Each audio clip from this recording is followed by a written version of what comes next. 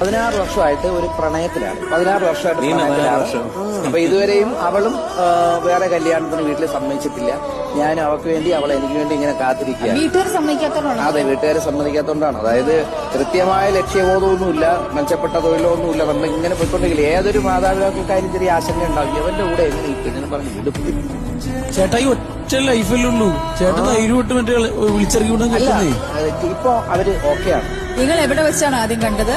ഞങ്ങൾ ആൾസൈൻസിലാണ് പുള്ളിക്കാരി പഠിച്ചുകൊണ്ടിരുന്നത്. അപ്പൊ ഞാനൊരു ഇൻസ്റ്റിറ്റ്യൂട്ടിൽ കമ്പ്യൂട്ടറിന്റെ പരിപാടി ഇങ്ങനെ പഠിക്കാൻ വേണ്ടി പോണ സമയത്ത് കണ്ട് കുറച്ചു ദിവസം കറങ്ങി തിരിഞ്ഞൊക്കെ നടന്ന് എനിക്ക് തോന്നിയില്ല ഇത് നമുക്ക് സെറ്റ് ആവുമെന്ന്. എന്തോ ദൈവകൃപ പ്രാർത്ഥിച്ചോണ്ട് ഞാൻ അപ്രോച്ച് ചെയ്തു, അതിന് സെറ്റ്. കാരണം ഞാൻ ഭയങ്കര ഡൗൺ ലെവലിൽ നിന്നിട്ടും അവൾ എന്നെ വിട്ടുപോയിട്ടില്ല. അതായത് ഞങ്ങൾ ടെക്സ്റ്റ് മെസ്സേജിൽ സ്റ്റാർട്ട് ചെയ്തതാണ്, ഇപ്പൊ ടച്ച് ഫോണും വീഡിയോ കോൾ ലെവലിലേക്ക് എത്തി. അപ്പൊ ഈ കടന്നൊരു ജനറേഷന്റെ പല സംഭവങ്ങൾ നമ്മൾ കണ്ടുകൊണ്ടിരിക്കുന്നുണ്ട്.